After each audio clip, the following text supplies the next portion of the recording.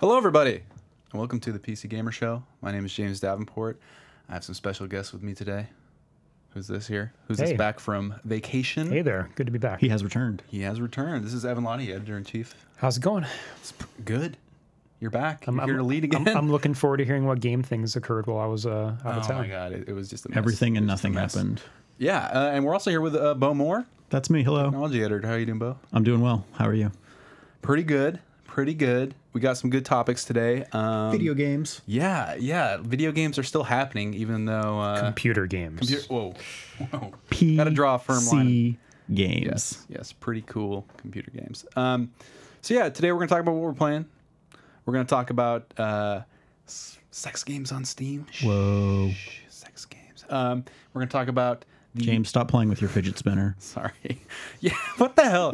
There's the top of the tag pages for nudity. The nudity tag on Steam. One of the best sellers. Can you guys guess it? Fidget spinner. Fidget Spinner Simulator. I'm not gonna play that game. That's a good call. We're going to talk about sort of the contentious events surrounding the PlayerUnknown's Battlegrounds crate and key system. They had announced something over this new Gamescom tournament they're going to be holding. We'll get into that. And we'll end with Twitch chat Q&A, your questions. So let's get started. What have we been playing? Evan, did you get anything done over the break?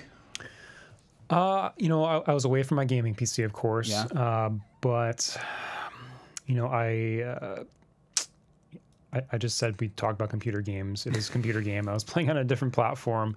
I continue to put time into Elder Scrolls Legends, which is, of course, Bethesda's, Elder Scrolls themed equivalent of Hearthstone, essentially. They had a new expansion recently. I'm really enjoying it. I'm an old school Magic the Gathering player, so it's kind of a way for me to get back into that scene. But since I got back, more with mouse and keyboard, thank God, I've been playing Day of Infamy. So this is New World Interactive's Source Engine World War II FPS. It's multiplayer. It's cooperative and competitive. I've been playing it exclusively cooperatively, and I think like 6 or 8 players can play. It's terrific. I would say it's essentially like, playing like a wave-based Day of Defeat or something. Okay, I haven't heard that name in a while. Yeah, no one really has. But it's exactly what I was looking for. I came back from vacation. I was like, I really want to play just like a really straightforward kind of stripped down shooter. I don't want to get into like a Dishonored with lots of like story and dialogue and like upgrades. I just want straightforward, like shoot guys in a server, that kind of thing. And this is like exactly what I needed. I put like 10 or 12 hours into it over the weekend, and it's not the most polished experience in terms of like graphical fidelity, but there's like a really good selection of maps, and it's got that kind of like bottomlessness to it. I think so a lot of the maps are like, well, they're either attack or defend. Okay. So personally, I really love the setup of like defending objectives against AI. The AI aren't like especially intelligent, but they will gun you down. They will overwhelm you. So you have to like play intelligently. You have to think about what weapons you're bringing into battle and setting up and using your teammates and stuff like that. There aren't infinite respawns. A lot of the objectives play differently with how you respawn and stuff like that. But with like Dunkirk out recently, they actually released a Dunkirk themed map as well. Nice. Yeah, so it's a terrific World War II game if you're kind of looking for that. If you miss old Day of Defeat, if you like really love Company of Heroes, that kind of thing, you can play as like British Commonwealth or Allies, or there's even like Wehrmacht factions you'll play as. So like really good selection of authentic weapons. I would also compare it really, really closely to Rising Storm and Red Orchestra in terms of the weapon mechanics. Like, there's bipoding system, bolt action weapons. There's sort of a hold your breath system. It feels very similar to that, but comfortable. It's somewhere between simulation and arcade, which I really like. Okay, and that's Day of Infamy. Day of Infamy. Is it still in early access, or is that done now? It's out. I think they're out of it. Gosh, I can't remember. They had a sale over the weekend. I can't remember what I saw on the Steam page. But yeah, definitely jump in there. Right I on. mean, there's a good amount of players. I had no problem getting into populated matches, and it's a fun challenge. Nice. Good. Very good. cool. What about you, Bo? You've been I've been playing a handful of games. Handful? As per usual, the standard Overwatch, okay, I was gonna guess. Here's the Storm, you know, the little Blizzard trifecta there. But actually, I've been trying out a new game that I haven't mentioned before. Some of you may have heard the name, though. Yesterday, I installed Gigantic. Gigantic. Yes. Okay, so this is we have a great feature Stephen Messner wrote.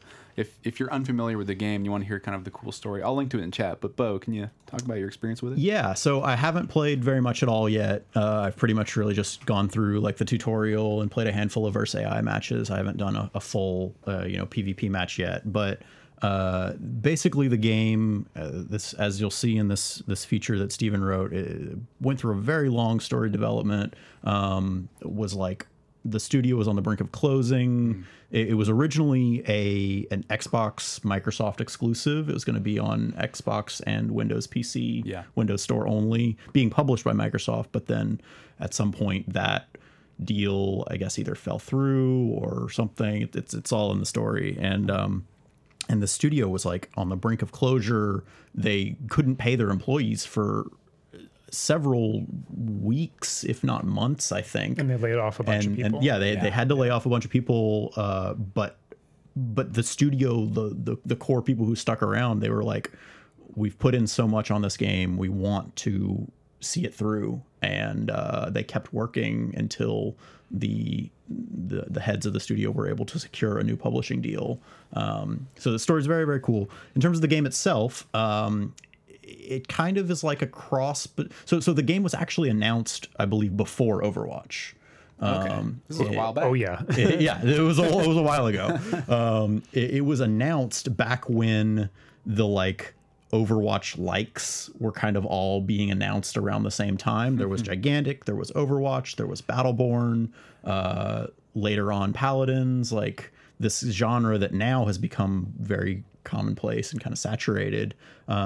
So if you kind of view it as it just coming out now, it feels like, oh, it's just another like hero shooter type thing. But it's been around for a while, and it really kind of marries the hero shooter aspects of Overwatch with more traditional MOBA elements. It's similar to Smite in that regard, but whereas Smite is like very, very MOBA-y, it's really just like a third-person true MOBA with, laning and creep spawns and, your skill tree and last hitting enemies to get your gold and buying your items. This is a lot closer to Overwatch. It still plays pretty similar to Smite in terms of the mechanics of the heroes. It's third person. You have every hero has like a primary attack, a secondary attack. So basically your keys are your mouse 1, mouse 2, Q, E, and is there another one? Tell me the button, Bo.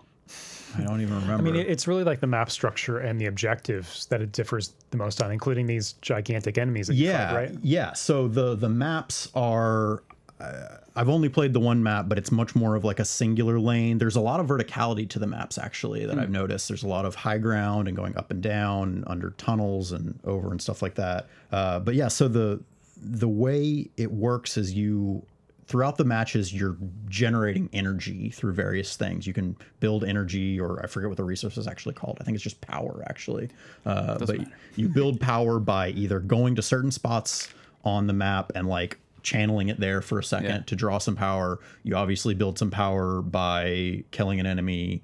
And on these spots, you can both draw power and you can summon your own kind of minion to chill out there and defend that area. But you also have to defend that minion, because if the enemy kills that, then they're going to generate some power themselves. And once you as a team have generated enough power, your guardian can attack. And so each team has this big guard. I forget what they're actually called, but I'm going to call them guardians, which would be the equivalent, so to speak, of your MOBA base, I guess, your core or whatever. But once they've activated, they actually go and pin down the enemy guardian, and in that moment, like, the core is exposed, and so you have a limited window in order to attack and hit and damage the core. And if you do enough damage within that window, then they take a wound, and 3 wounds kills the enemy. So it automatically does some damage just by your guardian attacking and pinning the other one. Whatever power is left over on the defending guardian is like translated into shield. So if they were really close to activating when you were, then you have a lot of shield to kind of get through before you can damage them. So yeah, it's sort of just a different kind of mechanic for the standard take on MOBA, like lane pushing and generating energy. It feels a bit like a specialized Here's the Storm type map, where you have these kind of specialized objectives that are different from your traditional just lane pushing, get to the core or whatever. But yeah, it's different in a way that's pretty cool. It's got the third person. It's very fast paced though. It's obviously, you're moving with WASD, you're jumping around. It's got that quick movement of Overwatch or of these, a third person type game. Obviously you're not clicking around on the ground like a traditional MOBA. Right. I mean, I've been curious about this game for a long time, as a lot of people have, but I wonder, I'm curious if you think, it draws from MOBAs and it differentiates itself in big ways, but I'm wondering if you think it's distinct enough to, despite its, long story development history, stand on its own, or it kind of is like out? I think it will carve a niche out. I don't it's not going to take down Overwatch. Like obviously nothing is going to take down Overwatch, and nothing is going to take down League or Dota or Heroes. But it is kind of niche enough that I think it'll carve out a player base. It may be a small player base, but it will, I think, survive, at least for now. Everything that I've seen, reading through the comments on Steven's story, the Reddit comments from where that story was linked, a lot of people have basically just been giving it a shot and said, I'm liking this a lot. Like it's kind of different in an exciting way. So it's worth checking out. For me, it's less of a question of how many games in the market are there that are aesthetically and mechanically similar to Gigantic, because you could say MOBAs are similar and Overwatch is similar, Battleborn, whatever, and it's more about how many games are there in which it's like roughly 5-on-5 competitive for like 30 to 60 minutes, because I think there's a very specific type of gamer who's going to gravitate to that, and there's a finite number of those people in the world, right? And usually you want to play those games with your friends. I don't know about you guys. Like I don't want to solo queue into any of those games if I have to. So I think that's the saturation that I'm worried about more than like how many games kind of look like this, right? Because you think about just the number of games. This is arguably like the best period we've had for competitive multiplayer games. The sort of esports, matchmaking, skill-based matchmaking games. It's a real golden age for them, but there have to be winners and losers in that category. I don't think it's winner take all. Obviously we've seen Dota and League have coexisted for years and thrived completely with a number of folks in that third, fourth position, but with Overwatch remaining seemingly very popular on PC, I guess we don't know the concurrency numbers. We just know. But the millions and millions of copies, and Blizzard keeps every so often announcing we've sold another, reached another 5 million milestone. They're at 25 or 30 or something million. That's obviously total sold, so the number will presumably keep going up, but. And not all of those people are still concurrently playing, but the game is massively popular, obviously. Yeah. For me, I'm more surprised we haven't seen fast Rocket League imitators yet. At least none that I've heard of. You've seen people. You've seen developers. It's been 2 years. Or so, maybe almost 2 years. Yeah. I've seen a lot of competitive games that use orange and blue, and sort of similar aesthetics, but nothing straight up challenging Rocket League. I think it's Yeah. tall challenge. But yeah, speaking of the the look of things, like whether or not it plays similar, Gigantic, I mean, whether or not it plays similar to these other games, it does have a fairly distinctive art style. It's got this nice cartoony, cell shaded art style that looks really good. The animations are really fluid, and it's really pretty. Like it's very nice looking. You feel like you're kind of playing through a comic book almost. It kind of looks like. Well, cool. I'm glad. I might check it out. I haven't installed, and I know. Hop in. We'll give it a shot. Host Tom's been playing, and since Bo's on it, I might have to hop in too. Cool. Anything else, Bo? Anything else? Those are the main things for me to hit on at this moment. Can we talk about Doomfist at some point in this podcast? We can. Yeah. Let's just do it now. am always down to talk about Doomfist. I don't know if now's the right Invoke time. Doomfist. All right. I mean, okay. I've played 10, 12 matches. Yeah. With, post Doomfist patch or whatever. He's crazy. I think he's awesome. I'm not someone who I really don't care about OP and all that kind of thing. I think it's sort of like not a useful tool in terms of describing characters, or at least it's like far often used when another word would be better. But the dude is insanely mobile, and he has like a lot of escape, which I distinguish from being mobile. Right? He his like seismic slam, seismic slam coming from the sky attack can go surprisingly far when you're coming from the air. Yeah. But the thing I was most surprised by, Bo, is that okay, I'm shooting him. He's got a lot of health. Is like 250 base. Yeah. I'm slugging it out with him. I'm hitting him or whatever. And he does that escape up into the sky, and I know he's going to come down. And he comes down, but he has like a shield. Yeah. When he comes down. Yeah. He goes so I'm like, okay, I've got him. I'm waiting for him to drop down. I hit him, and he's like, he goes up in the sky with like one sliver of health. I'm like, all right, comes down. I didn't kill him. I hit him like right as he hits the ground. I'm like, yeah, it's because also all of his abilities, if they do any damage, they generate a flat 30 shields. Those shields do deteriorate over time, but it's a pretty slow deterioration. And the biggest reason why he has those is because a lot of people have actually been saying like Doomfist, people are bad with him because in the same vein of Zarya, like he has a very big hitbox. Like he has an almost tank size hitbox, and he is very like when his abilities are off cooldown, he is very mobile. So he has escape abilities, but other than that, he's pretty slow.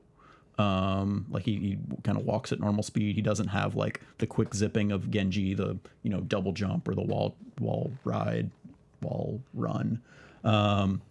And so in that regard, like if he misses his hits, he is so easy to just crush. Like his hitbox is huge for a DPS character. Compare his size to someone like Tracer or Genji. Like they're much smaller than him, and just frankly much harder to hit. This kind of depends a lot on what skill bracket you're playing in, whether or not people are able to hit their shots.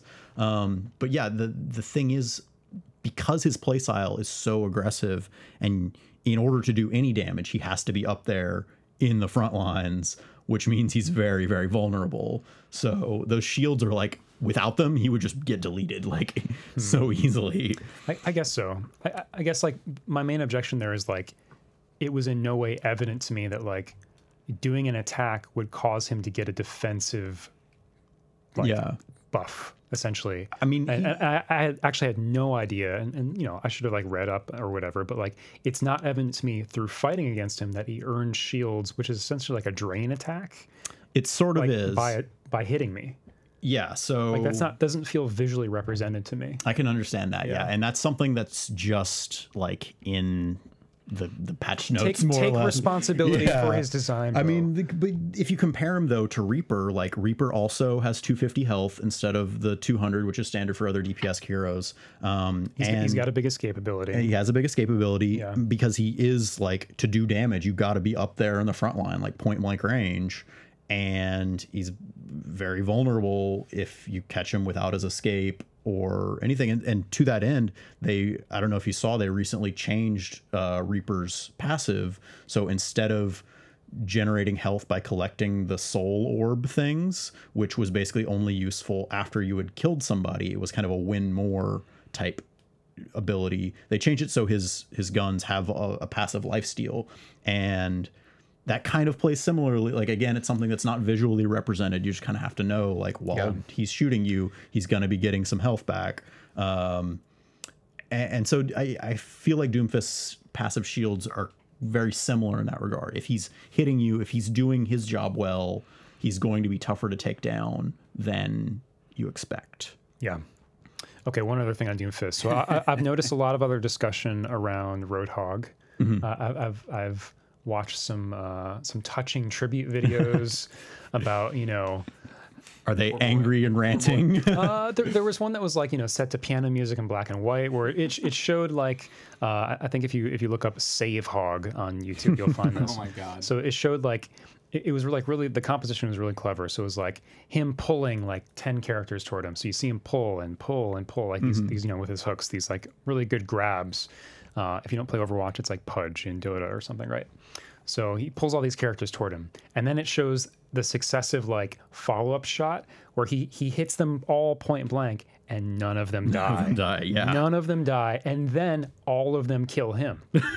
So it's the point it's making is old Roadhog could one-shot like almost everybody in the game. Not Reinhardt or something, but could put up all these. The reward for grabbing somebody was essentially like a guaranteed kill or something close to it, and I guess my understanding is like Blizzard doesn't like the idea of these one-hit kills. Yeah. Like that was their rationale specifically around Roadhog. But my understanding is that Doomfist can one-hit kill 18 different characters on the roster. So how does that line up, Bo? Yeah, I totally What's understand. going on there? OTK. Come on. It's hard to reconcile. And I think the main differences are, one, Roadhog is technically a tank as opposed to a DPS hero. Okay. Like, DPS heroes are meant to be able to quickly kill people. Like, a Tracer who catches you unaware, like, should be able to... It's not technically a one-hit kill, but, like, a single clip of Tracer should be able to kill most heroes. So, like, DPS heroes are meant to do a ton of damage in a short period of time. I understand the one-hit kill. He kind of comes out of nowhere. He's meant to punish people who are out of position, though, because like people, if he charges in unaware, like I was saying earlier, like he should immediately get overwhelmed and taken out.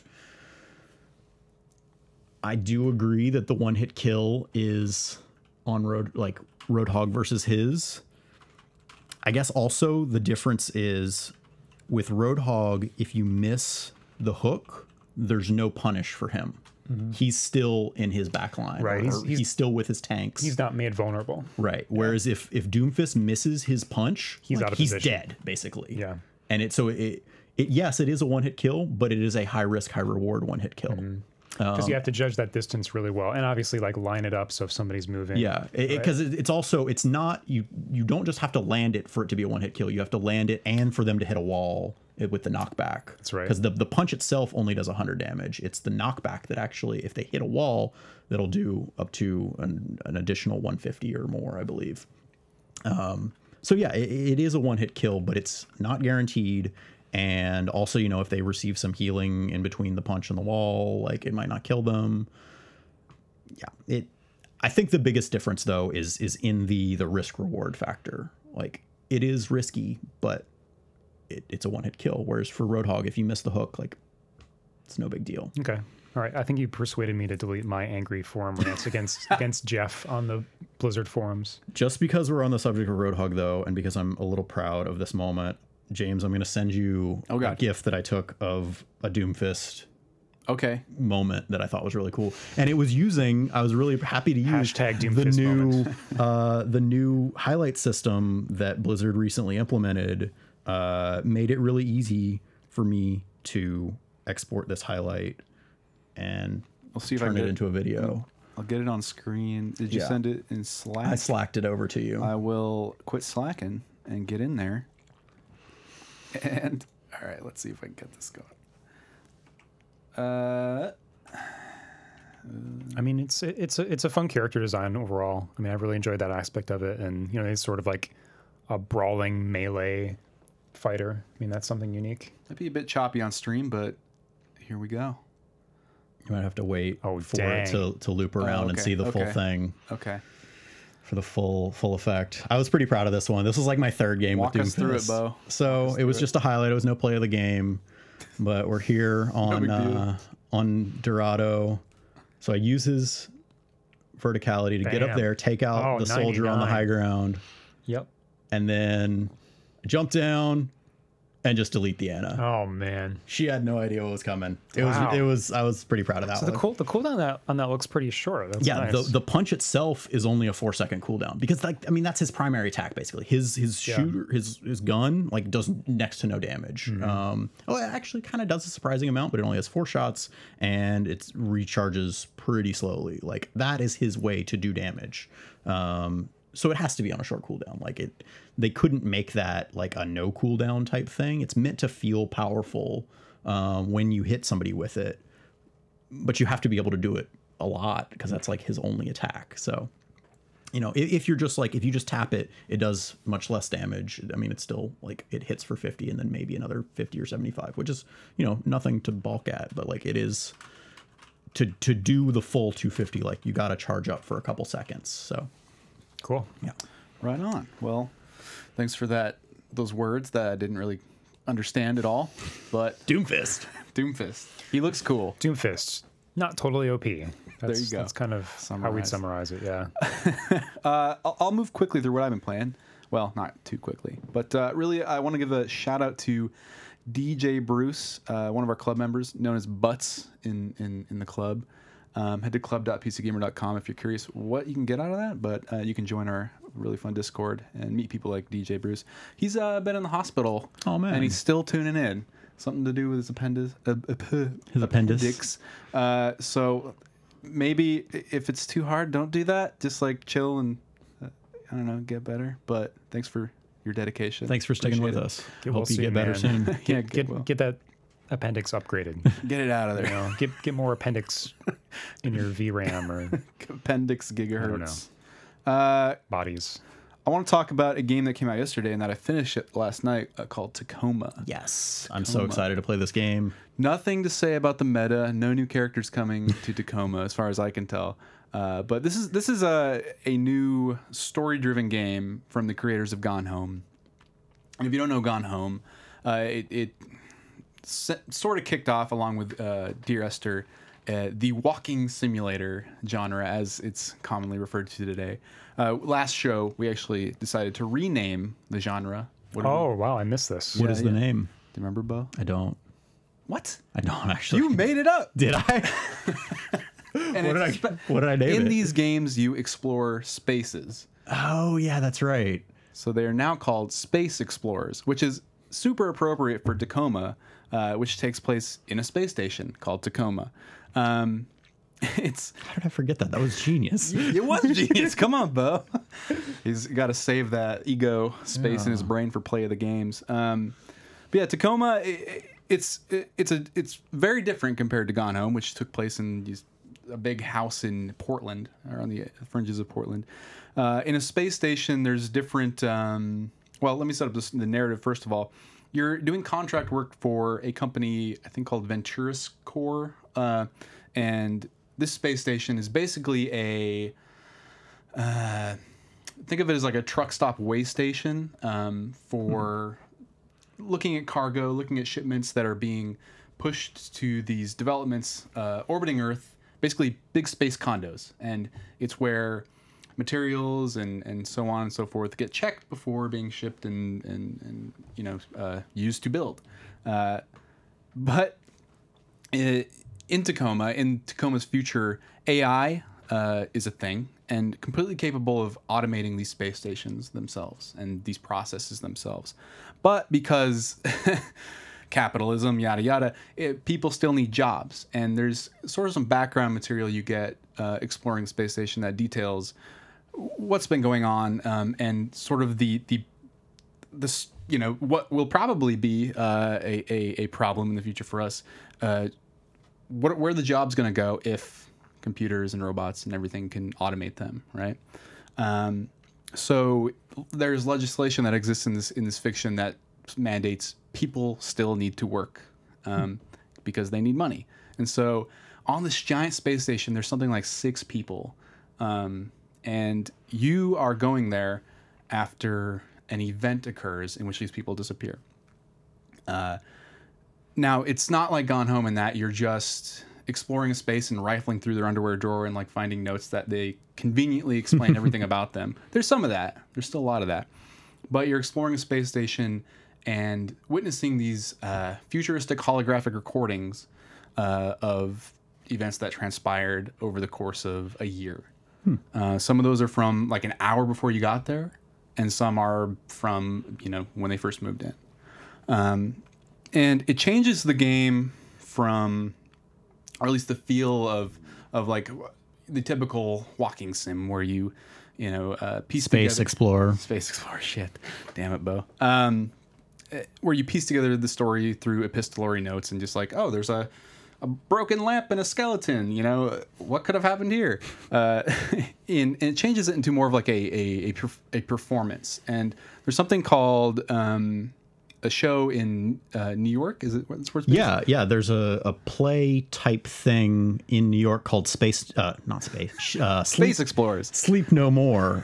That's like it's an interactive, semi-interactive type play where it's set in like this old hotel, and over the course of, I guess, like 2 or 3 hours, instead of sitting in a seat and watching a play in front of you, you and the other guests for the night walk around this hotel and go from room to room, and there are people playing out a narrative in different rooms. So they all have a script. The players have a script that they're following for the night, so to speak. I'm sure they ad-lib a little bit here and there, but as far as I know, they have a script that will then play out over, you know, the course of the entire night. So some things will happen in this room, some things will happen in this room. And it's the kind of thing that you can't actually see everything happening at once. Like I've heard of, so I haven't actually seen the show myself, but I've several friends who have gone and said it's a really, really cool experience because you're getting to experience this, like, you know, period of time, this story play out, but you can kind of view it from different angles and different things, and you can see like, oh, this is what's going on here, and I really want to see where this goes, so if this person goes to the other room, I'm going to follow them and like see what happens. Or maybe you're like, I'm not really interested, like let's go see what's going on in that other room. So you get this sort of like, it's like being they don't interact with you though, so it's like being this omniscient observer, like at a party, more or less. You're seeing what's happening, and you get to peer into these people's lives through these moments in time. That's exactly what Tacoma is like. And except you can, like a VCR, and there's even a cool like VCR style effect added onto it. You can see these silhouettes of people, and you can rewind these sequences, pause them. Very cool. And at certain points, like they'll whip out their AR interface, and you can't see what they're looking at directly, but you can pause and click on their interface and try to like recover their corrupted files and sort of sort through. They're texting other people at that time on the ship or back home, or they have email correspondence with somebody, you know, off station, and there's some cool stories and relationships you can put together that way, or at least strengthen that way. And it's integrated super nicely. Like I don't feel like it cuts the flow down of the of the action too much, and in the end comes together and forms a story that I don't think is it's not space opera sci-fi. This is speculative fiction and fairly optimistic, which is nice, in my opinion, pretty refreshing, to have a sci-fi story that's not doom and gloom and technology ruins everything. And if anything, it turns the mirror back on, you know, people and says, you know, does the evil and technology start with us or, you know, somewhere else? So very, very cool game. It's short. So if it's not your thing, you know, it's probably not going to change your opinion of space explorers, walking sims. But I think along with Edith Finch, I'm forgetting the full name of the game. What Remains of Edith Finch. What Remains of Edith Finch. It's showing that kind of game, a narrative-focused game that wants to tell you a story in first person or not, like can change and work and grow and surprise us today. So very pleased with it. Yeah. Very pleased with it. Got it. So it's Prey without the scary aliens. Oh, I should say you're gonna be entering 4-digit codes to unlock stuff. Heck yeah. So Nice. if you love that, doing that in space, this game's got you covered. Is one of them 0451? I'm not gonna say, Okay. but Spoilers.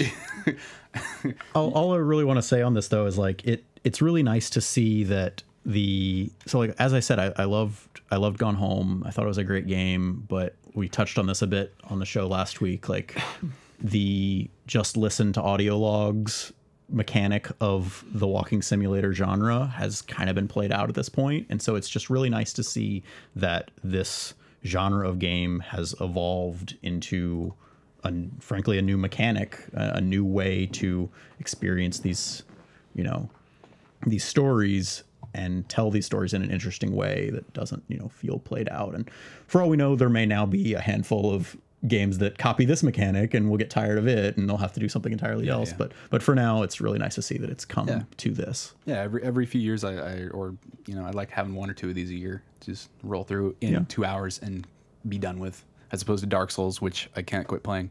That's the other thing I'm playing is more Dark Souls 2. Yeah, of course you are. DLC, which is excellent stuff. Beyond that, more Fortnite. I'm playing a lot of Fortnite, like 15 hours into Fortnite, and just feeling very fatigued by all of the loot and pinatas I've smashed, and how very little challenge I felt still. Well, speaking of loot, segue. Where are we going with this? Oh, you're segueing for me. Yeah, I like this. Wait, I gotta type it in the thing, but maybe you can talk about this in depth or explain what's been going on, Evan. PlayerUnknown's Battlegrounds has had this crate system in the game for a bit, but with this Gamescom tournament, they're introducing sort of a lock and key payment system before the game is out. Yeah, so since launch, I guess, early access launch, if you play Battlegrounds, you get this currency by winning and scoring hits and kills and stuff like that. You can spend that currency on these free item crates, which include there's actually a very limited selection of items since launch, t-shirts and different types of jeans and boots and stuff like that, really kind of simple looking cosmetic stuff. It's all cosmetic stuff. There's nothing gameplay related. It's all cosmetic stuff. Got it. Mm-hmm. So that system is essentially continuing. There's still going to be some free crates. There are going to actually be 2 free crates in the game. And they have like some of them have rare or uncommon or common items, right? But in addition to that, they're introducing separate paid item crates that include an entirely different set of items. And if you've seen any of the recent screenshots that they've been sharing, from the movie Battle Royale, for example, all of these, basically the coolest looking cosmetics are going to be behind these paid item crate systems. So if you played Team Fortress 2, if you played Dota, if you played Counter-Strike, you're familiar with the system. It's priced basically exactly the same. You're going to get these crates by playing. You pay $2.50 to get a key to unlock them, and they will contain. Okay, so yeah, if you've seen these screenshots, they've actually designed some outfits that look really cool. They're based on the movie Battle Royale. They're little nods or homages to the costumes that the characters wear in that movie. But you won't get the whole costume. That's the other thing. You'll get a piece of it. So depending on how many pieces it contains, like a tracksuit, to get the jacket and the pants, and if there are also shoes, that might be $750 minimum, right? Because they're going to be random. Yeah. So, it's a very familiar system. It has been, I think. You could say it wasn't met with a positive reaction by all players for sure, and I think one of the reasons there was in interviews as recently as early May, Brendan Green, aka PlayerUnknown, leading development of the game, of course, he said that, and he told Kotaku that we're not doing monetization during early access. It'll be afterwards. So we'll have keys to open crates to make it simple. So they've talked about this in the past, but it's a bit of a surprise that it's going to be coming during early access. I think that's the main thing that's getting under people's skin, almost along the lines of the outcry we saw around Ark Survival Evolved, where they added a whole paid expansion while the game is still in early access. So, a little bit of friction there for sure. But yeah, I guess what's our take on this? That's what I want to know is like, should we be surprised if early access games that eventually need to make money, should we be surprised if they are testing payment models while in early access? Should that be a commonly accepted thing? Sure, he said, I think maybe a bit too early into the development process that they wouldn't be doing that. And I don't know, I don't recall Ark ever saying they wouldn't. But I think there's this understanding, or at least impression, that early access means what we're paying for is an in-development build of the game. Any updates to that should be included in what we paid for. And beyond that, if you need to generate further, revenue, that should come after a 1.0 release. I don't know. It's very consumer-minded way of thinking about it. But I'm wondering if you guys think we need to be angry or surprised when early access games test out these payment models. I guess I'm a bit unhappy that the precedent continues to erode, and I don't know, like who do we blame here? I think I wrote about this, I don't know when, a year or two ago. Valve needs to take sort of responsibility, I think, for what early access is. I think Valve, any person who's spent a reasonable amount of time on Steam and kind of following what they do, they really prefer a laissez-faire kind of hands-off approach to things. They intervene when necessary, when there are major issues like there were around paid mods, for example, and huge outcries.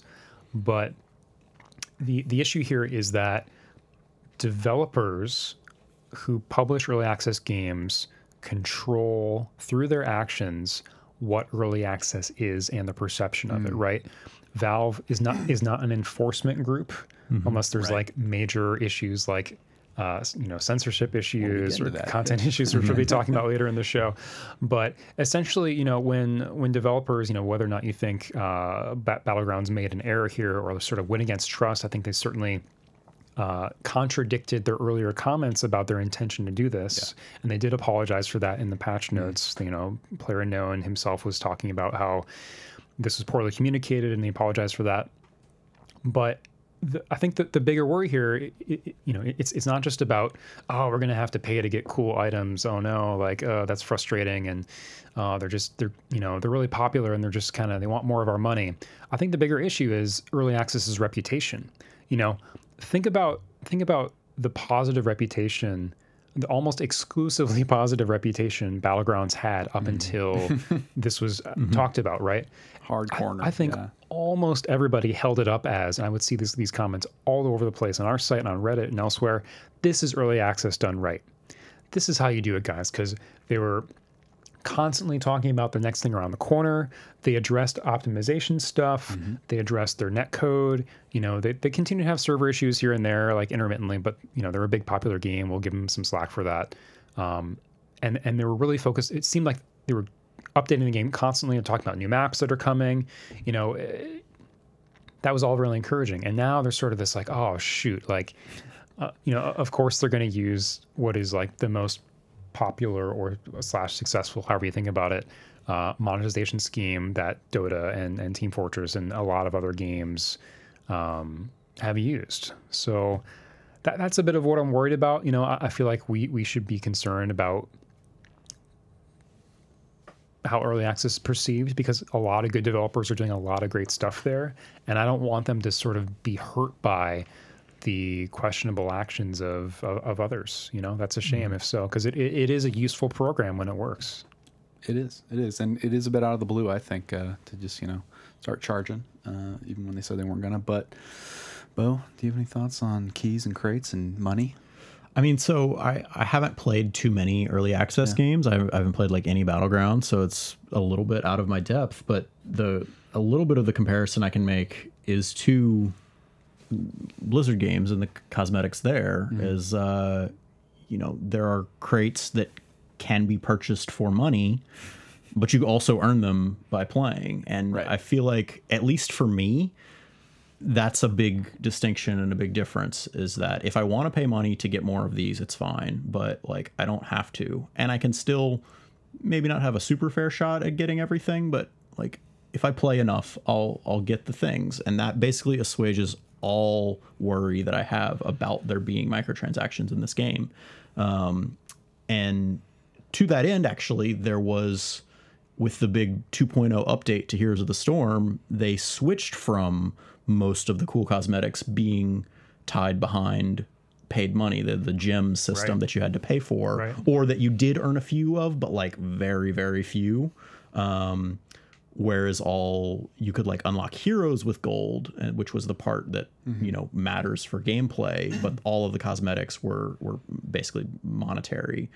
With the 2.0 update, they added this shard system, which is similar to gold or whatever in other games, which is, you know, you can unlock cosmetics with, if you play enough, you can unlock whatever you want. Some of them may take a very long time, but you do not have to spend any money. Very similar to Overwatch. Yeah, exactly. You're getting drops incrementally. You're getting this currency. Exactly. Right? Yeah. And that made a big difference for me in playing the game. Like you can say cosmetics mean nothing, but they obviously mean a great deal to a great deal of people. Like, people care about what their characters look like in games. It's the reason why skins are such a big deal in Overwatch and in all of these games. It's why this is even a topic of conversation.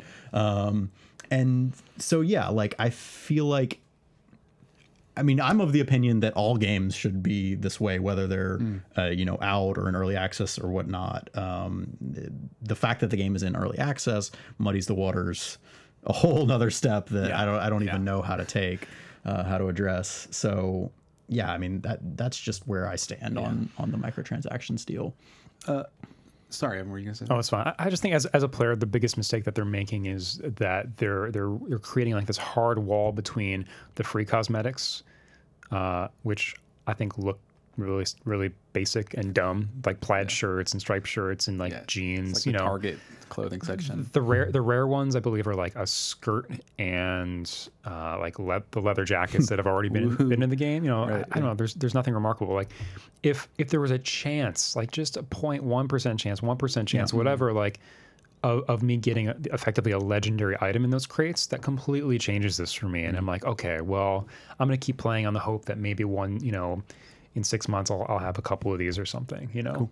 But the fact that they're creating this clear barrier between these are monetized items that you can only get by buying keys, and here are the free items that you'll only get by just playing and accumulating currency.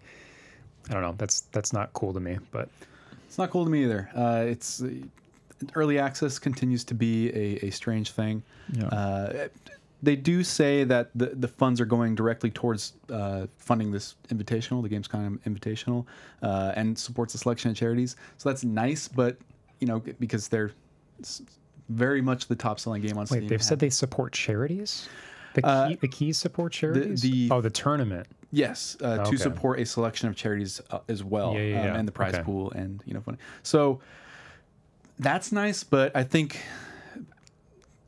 it could have been done better. Sure. There's test this out on the PTS and refund, in some type of in-game currency, the money spent to test it to the players when it becomes implemented later on. And messaging was unclear, as they said, but okay. I mean, the alternative though, let's be devil's advocate for a second. It's a $30 game, right? I believe it's $30 right now. Yes. The alternative is, well, okay, every time we release a new map, it's $10. Do we want to live in that world, or do we want to live in the world where a jacket, the possibility of a cool jacket, is $250? You know, you have to pay to roll those dice, basically. Absolutely. Because at the end of the day, they are just cosmetics.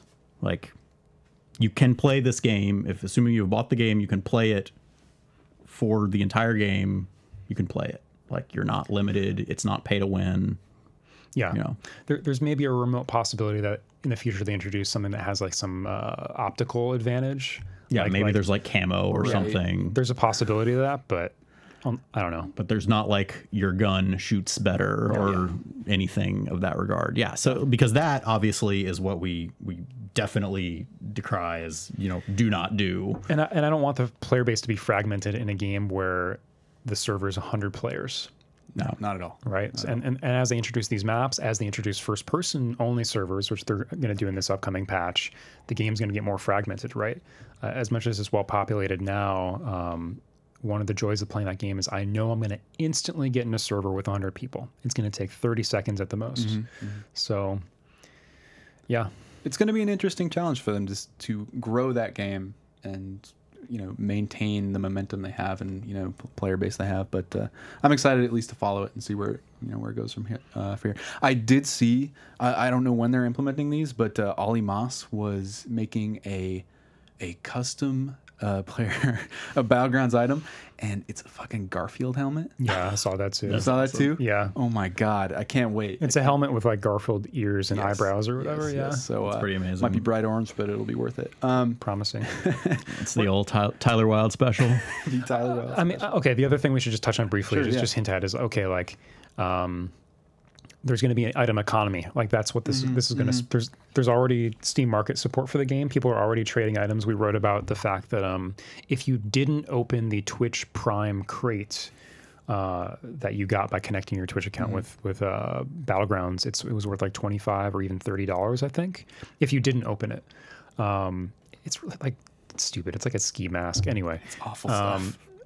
So Counter-Strike has gone through a lot of tough moments over the past couple of years with skin gambling and these other like third-party services springing out. So what is Battlegrounds going to do to combat that stuff, control that stuff? Can we expect something similar, like all these kind of like third-party websites based in Russia to spring out of the ground? Are people going to start betting on tournaments? That's going to be interesting to follow for sure. But maybe anticipate that a little bit. Definitely. Let's move on to the next topic. Which also involves Steam and sort of their muddy take on how they define or enforce some things. And This is a steamy topic, James. oh my god, damn it! I don't know. I didn't use that in any of the articles I read about this. But if you're unfamiliar, a game called House Party released on early access, I think about a month ago. And in this game, it's a first-person adventure game. Adventure game I use loosely, but where you're at a house party and there are I don't know how else to describe them, but physics boobed women there, and they are doing things that make them use physics and quite a bit. They have tasks for you. You run around the house and like pick up their phone. Yada. End point is there are sequences in the game where you in first person whip out your dick and can have fully simulated sex with these women. Nice. And this was on Steam for a month. There was an option in the options to censor it with black bars, which was kind of hilarious, like seeing in 3D space these black bars like try to cover floating around. It's ridiculous looking. Recently, it was removed from sale, sort of out of nowhere, at least for the developer on Steam, citing complaints about pornographic content. There's pornographic content in there, right? For sure. And the developer put up this big blog post kind of explaining their situation and that they understand why Steam did this, but also kind of bringing up the point that why the guidelines aren't clear to begin with. Steam Direct's guidelines only state under things that you should not publish on Steam as directly related to sex as pornography, which is pretty clear to me, right? But how did this guy get his game on Steam in the first place? Did it get under the green light process? Was there different rules back then? Yeah, it probably wasn't Steam Direct if it's a month. If it's a month old. Yeah, no. So it must have been. Which is the new system where you can just pay a fee and get on Steam. Exactly. Right. It's $100. So he might be just kind of some last vestige of an earlier era that somehow skirted by. There's a lot of games coming out on Steam, right? The game recently came back up on Steam, albeit in a censored form, where the black bars during sex scenes are enabled by default and just there. You can't get rid of them unless, and I've yet to really check this for myself, the developer posted a blog that included a link to a censor removal patch, which supposedly you download it from his website. It's not integrated in Steam at all. But if you extract and place this in a folder in the game's directory, it will remove the black bars, supposedly. But this morning, after checking the download, it's just a text file that says "fuck censorship" and "you're welcome." So I don't know. I don't know if it actually works. If there's some kind of check. I feel like it has to actually work, because Right. otherwise the blog post would be very weird.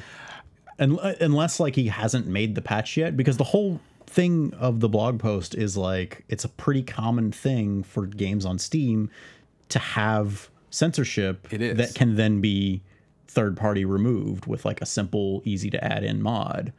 So it would make sense for them to just do that. Like it doesn't, it's like the tiniest additional step for people who want to get this through Steam. It's worth noting, like, you can still buy the fully uncensored version game directly from Yes. them or through other platforms. The issue is just when you're buying it on Steam.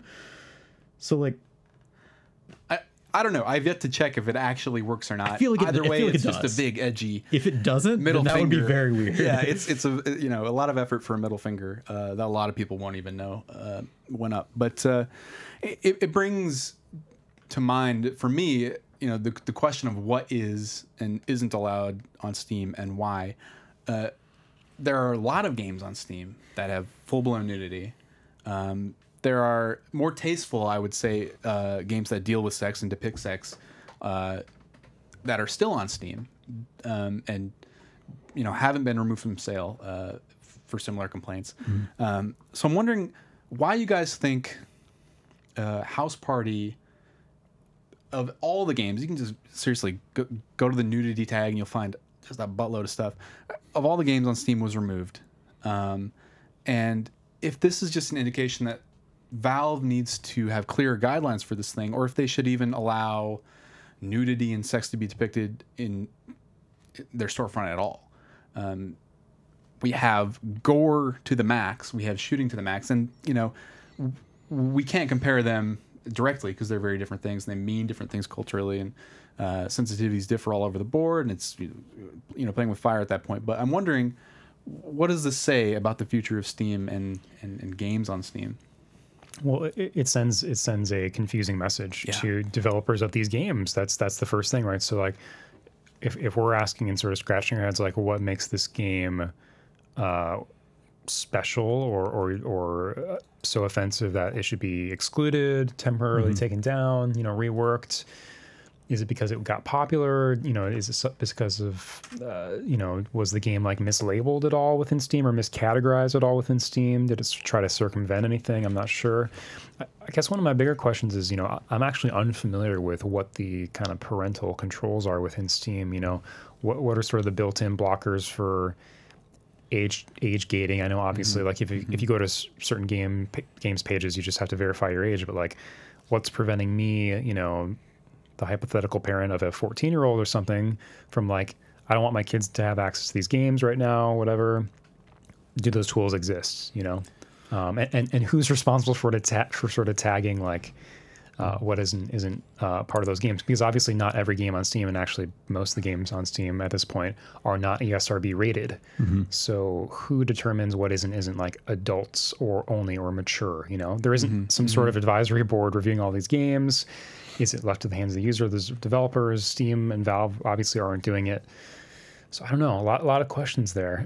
You think it would have been figured out by now, but there's a lot of things about Steam that you would think have been figured out by now that have not. I mean, I guess the broad answer is like Valve prefers to keep things really loose on the hopes that sort of their systems will and the community certainly will police things, 90% of the time well enough themselves, which I don't know is probably true. Hopefully, maybe. In some cases, you just get fidget spinner in the nudity tag, and they just prefer to intervene in these like case by case, games and moments where things get out of line. But I'm not sure why. I think a parallel you could potentially draw is to if you're thinking about a media and a platform for that media, is compare it to YouTube. Like For a very long time, YouTube had a very strict no nudity policy, and everything with any bit of nudity was removed. It's the kind of thing that is still enacted on places like Facebook and Instagram, that they come down pretty hard on any bit of nudity. People have rallied against these things by, such things as the Free the Nipple campaign, for example, which saying like, why is a male nipple considered fine, whereas a female nipple is considered obscene?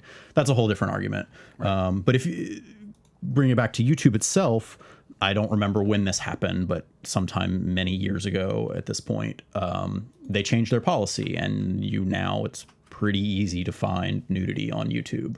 I believe the original argument was like, YouTube is meant to be a family-friendly platform with, there's a lot of kids on the internet. I mean, like, obviously it's not hard to find nudity on the internet, like, without parental controls, and it should come down to the parents doing the policing. Like, you can't totally police these platforms. But yeah, if you compare Steam to YouTube in that case, like, what is it that gets one thing removed from YouTube? Because I'm sure there are things, like, there is a certain type of content that does not get on YouTube, and that is pornography. Like, there is no real definition of pornography aside from the famous quote of, I can't define it, but I'll know it when I see it. And to that end, like, yeah, I guess it does come down to these case-by-case bases, and maybe it was just that this game, maybe I didn't even realize there was a lot of nudity on Steam. I guess outside, like, obviously there is through like modding and third-party stuff, but as far as like actual games go, I can't think of it. The game depicts sex, right? You can participate in sex, so maybe that's the distinction, right? So there are a lot of games that depict nudity, but how many allow you to just have intercourse? I feel like that is a definite distinction in the situation. Absolutely, and I have not played some games that might depict it as well, like Lady Killer in a Bind. And I mean, so I have played Lady Killer in a Bind, and it talks about sex very explicitly. It has nudity.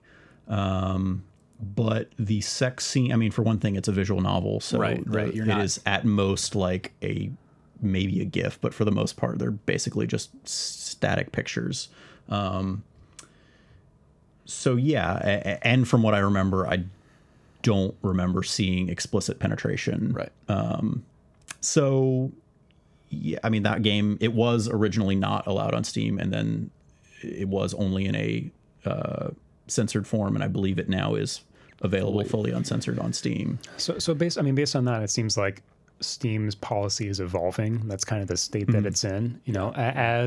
As more of these kind of games test the limits, they set precedents and define what is and isn't okay. And like up until now, it doesn't seem like there have been that many cases that have sort of pushed up against that envelope or whatever. So yeah, we're getting there. So I think this is sort of like the first wave of instances we'll see, and we'll be paying attention to them in the future. Yeah, I know there's a lot of weird VR projects out there. So I mean, that's going to be a big marketplace regulation issue, I think, because I mean, so to again make the YouTube comparison, the future of this is either Steam has to come to a place where either this type of content is allowed or is not allowed. At some point, a line will be drawn, and the question is, depending on where that line is drawn, is there going to be enough content on the other side of that line for a dedicated marketplace to exist? Right. Gotcha. And in other mediums, there has, like, obviously there is YouTube, and then there are the porn variants of YouTube. Even within the specifics of anime, there is websites like Crunchyroll, and then there is the hentai specific website Faku. I did write, it was maybe half a year ago, and I should check up on it, but a digital distribution platform specifically for sex games. I don't think it ever took off. I mean, so that's the issue, is its infancy. The reason why it matters so much in this case about things being allowed or not allowed on Steam is because of the prolificacy of Steam itself. It is the de facto distribution system. It is like having your game on Steam versus not on Steam is a game changer. Right. It's the difference often between your game surviving and not surviving. My question is now, very important question to wrap this conversation. What is the adults only version of Steam called? Don't have to answer. Just want Because Steam would actually be a good name for it. Yeah, Right? I know, That's the issue. That's the issue. How about Sweat? Yeah. Ooh, Steam and Sweat. Steam and Sweat. A little button in the corner you click. I do want to point out, Favis says there is a family mode in Steam that I just totally spaced, and he says it works pretty well for him in blocking. What's the adults only equivalent of big picture mode? It's big something mode. Right? Oh, I know exactly what it is. Okay. But I'm not going to say. All right. Let's move on to Twitch chat Q&A. yeah. So for all of you in chat, tag at PC Gamer with any question you have about video games directed our way. We will favor Twitch subscribers and club members. Club members, if you are not a Twitch subscriber or if you don't have a special decal next to your name, go ahead and ask your question in the Discord, the Ask PC Gamer channel. And for those of you who don't know what I'm talking about, we have a club. It's called the PC Gamer Club. I'm going to link to it right now. And it's a pretty cool deal. You get to join our Discord community full of a lot of cool people. We regularly play games with them. Battlegrounds is so much fun with those guys. Tell you what, they're funny. The Bathroom Boys, as they're called. You get a digital subscription to PC Gamer Magazine, which is awesome because there's a lot of great stuff you don't see on the website that goes into those. You get a special, I forget the handbook, the RPG. Ultimate RPG handbook. RPG handbook with some really cool stuff. You get an ad-free experience on our website, which is just beautiful. And you get, free games once a month. You also get you might get some, codes and access to betas and stuff. Whatever we find, we'll throw your way. And best of all, I might be leaving something out. You get very rare images of Geralt from The Witcher in a bathtub. Oh, wow. Yeah. High res. They're the only photos of The Witcher 3 we have. Is that something in that video game? I don't know. I'm pretty sure that's the entire video game. That's the only part I remember, honestly, from it. I forgot how to take pictures in The Witcher anyway, so... I'd like to think that we can take some responsibility for this Witcher 3 coloring book, Yeah, which includes a page of Geralt in the tub, top down. Color it how you please, I'm gonna link to that real quick because it's amazing. I can't believe it. There's an adult coloring book for The Witcher 3 coming out, and they have a tub Geralt image. So while you're tracking that down, I'm gonna jump on a question that I saw in there. I forget who asked it, but it was, what's your earliest memory of PC Gamer? Oh my gosh. And I've got one that really sticks out to me. It's going to be one of the magazines from 1997. I mean, I'm sure I read it before then, but for some reason the Duke Nukem Come Get Some issue, that was like the big headline on the cover. You open up the cover and it it opens up into that like 2-page spread ad for Quake 2. It's like bright neon green, and I've still got that magazine. When I flip through it, I remember like every single ad. I would like just sit there and forget the articles, whatever. I would like fixate on and fantasize about like, oh, I'm gonna get this game. I'm gonna play with my friends. I'm gonna master it and all that kind of thing. And I just like, I have like distinct memories of having those sorts of feelings of like,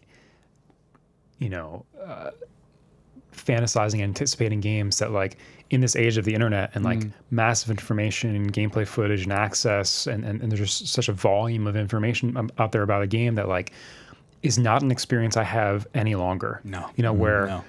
I look at an image or a tagline or a piece of text, a lot of these ads in the 90s, they were like very wordy.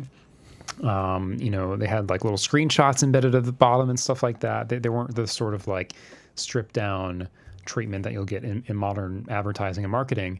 But like you just spend a week or a month looking at that, until the game came out, and you're just like, and that's the material that you have to work with, and like whatever your friends can like speculate about in the lunchroom, at school, and that was like a really special moment for me as a gamer of uncertainty about like, oh man, taking the projection of, you know, that sort of like statement that the developer's making about the game, and my mind kind of running with it.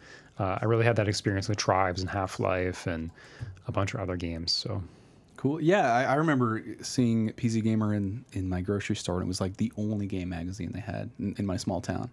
And it was a lot of fun. Man, good town. Yeah, it's still there. It's really weird going back there and seeing it now and knowing that some of my words are in there. It's I feel pride. But I actually remember listening to the podcast when I was like 14. I think it was one of the earliest. It was actually one of the very first regular gaming podcasts as far as I can remember.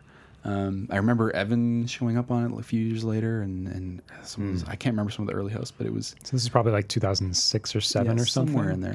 I was a teen. So those are some of my earliest memories beyond many magazines and dreaming. James Davenport, impressionable podcast team. Exactly. How about you, Bo? I don't know. Like I'm pretty sure that the magazines that I read, like I was an EGM subscriber. That was my go-to gaming magazine. And so I'm sure I read PC Gamer early. It was, you know, probably more of a newsstand pickup, but it's hard for me to think of like what the actual first hard memory is of that. Yeah, that's okay. No worries. Let's move through some of these. Have you guys seen the trailer for Ready or Not? Do you guys know what he's talking about? This is from Stabby McStab 12. Oh, Ready no. or Not. Ready or Not. Is that a movie, though? I just saw someone talking about it on Twitter. I thought it might have been a movie. Well, we'll find out after this, I'm pretty sure. I missed that one. Thanks for the question. I should say, I think Varen Deal asked the PC Gamer memory question. Hasmuffin asks, did Bo realize he name-dropped his favorite adult site? I named what? You name-dropped your favorite adult site? He doesn't remember. He doesn't know. No. He doesn't know. Definitely not who you think. What is the game each of you are looking forward to the most at this moment? Oh, this is an easy one. It was our E3 game of show, Hunt Showdown. Yeah, that game looks really cool. So, oh my god, I think I put it this way on Twitter. So, I have like a certain number of hyperbole tokens each year that are allocated to me like as an allowance. Yes. And I've spent one of them into this machine of discourse, into that coin slot, to say that I think Hunt Showdown might be the next Crisis. It looks really good. So when I say that, I mean, you know, think about the technical and design ambition hype around Crisis, you know, at launch and after launch, when it, you know, so much so that it became, you know, obviously that meme of, but can it run Crisis? Yeah. You know, it's such a demanding, you know, boundary pushing experience that you need new hardware in order to experience it, right? So Hunt Showdown, just go read our stuff on the site about it. You know, we wrote a ton about it around E3, but it is Crytek making it. And convenient for can it run Hunt. There you go. But it's essentially like their take on a first person competitive but also somewhat cooperative survival game. But the art direction is just breathtaking and exciting. You know, sort of this swampy bayou set in sort of like the Gilded Age of like 1800s or so. That kind of weapons and technology, really seriously scary monsters that don't seem to sort of be like, you know, boss enemies as you would think of them in normal games, and permadeath. You know, so you roll into this you know, big swamp environment. A boss enemy spawns in a random location. You have to gather clues in this like really dark, scary, you know, hazardous environment, filled with other enemies along the way, in order to find where that boss is. You're in that environment with your battle partner. You know, it's like a 2v2 setup, and all these other teams are trying to get there first, kill the enemy, and then take the bounty, which is, you know, basically like proof that you've killed it, and then get the hell out of there in order to earn like credits and experience and stuff. But if you die, you lose your accumulated stuff for that character, basically. So you lose the gear you brought in, your weapons, your ammo, any like special equipment and stuff like that. There's still like some meta progression within the game, but I love that risk reward of, you know, watching the footage for it. What's most promising is the moments where the developers are playing and they're saying, they see some guys in the distance. They're like, let's ignore them completely. Let's not shoot them at all. Like that's not worth it. That's a super encouraging sign to me. And what this game is not is. It is absolutely not some sort of capitalizing on Battlegrounds. It's not some sort of Me Too experience on that. So I really think they've got kind of the best of what's exciting right now in gaming. If you look at Battlegrounds and that kind of experience, but with a lot of like darkness filled in, tons of gorgeous art, unique setting, and they've got that like kind of roguelike element to keep it interesting. So some good ingredients. Yeah, I posted a link in the chat. Read up on it. It's really cool. Watch that video. That spider's terrifying. I'll quickly say Destiny 2. I'm going to beat that drum pretty hard for a long time, so I won't expand on that. For me, in the short term, I'm really excited to play Tacoma. I know it's like it's out, but I think you'll like it. I'm super excited to play it. In the medium to long term, I've mentioned this before, but pretty stoked for the XCOM 2 expansion. Oh yeah, end of this month, right? It's August. Yeah, holy smokes, that's weeks away. Yeah, fine. Oh man, that's good. I'm happy now. Me too. Let's fly through some more questions quick because I know Bo's got to take off soon. Buttface Jones asked before the show, because he's on a big Iron Bird in the sky right now, if Game of the Year voting was right now, where is PlayerUnknown's Battleground on your personal lists?